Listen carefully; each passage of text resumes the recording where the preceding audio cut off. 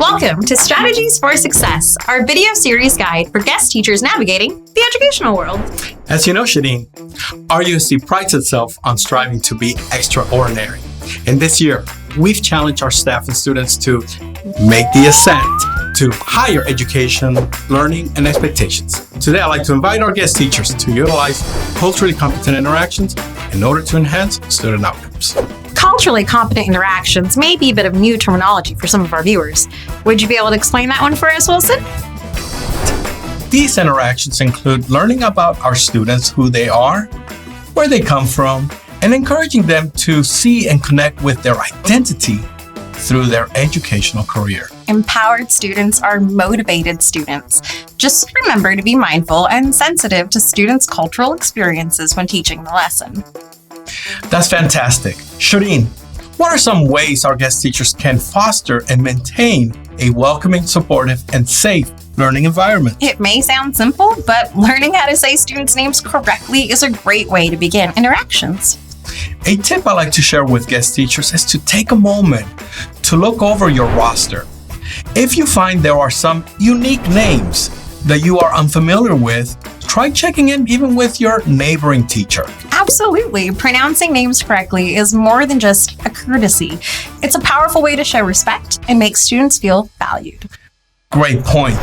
Well, I'm sure many of our guest teachers worry about mispronouncing unfamiliar names. If you're unsure about a name's pronunciation, the best approach is to ask the student directly. For example, you might say, "I want to make sure I pronounce your name correctly. Could you help me say it?" Yeah. Most students appreciate the effort and will be happy to help. Let's walk through some specific scenarios. Okay. For names with uncommon or unique sounds, simply ask the student to break down the pronunciation. You might say, "Could you teach me how to say your name?"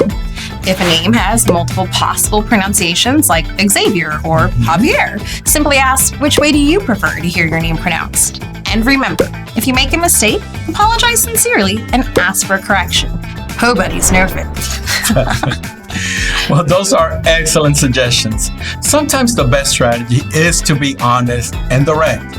The most important thing is showing genuine respect and willingness to learn. Exactly. And a few additional tips.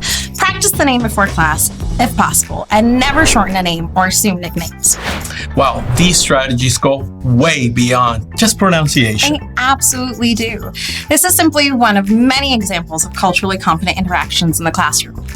When a student sees that you're making a sincere effort to honor their identity, it builds trust and creates a welcoming classroom environment. Doing so allows us the best opportunity to address and advocate for equity in our classrooms, which is accomplished when access is based on need.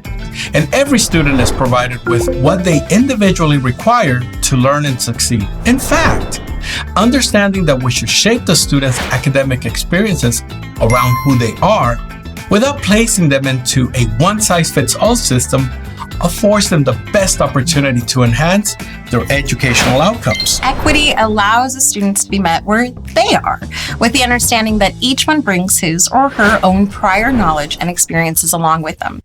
And I just want to say, guest teachers, this growth and confidence extends beyond the classroom. Empowered students are able to relate their personal growth to situations in and outside of the school community.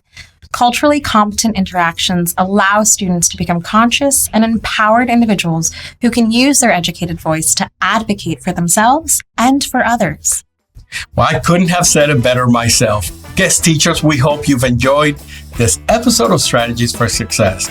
Consider how you can implement culturally competent interactions with our scholars as you continue to support our students in your vital role at RUSD. And please, if you have a chance, take a moment to share with us your feedback.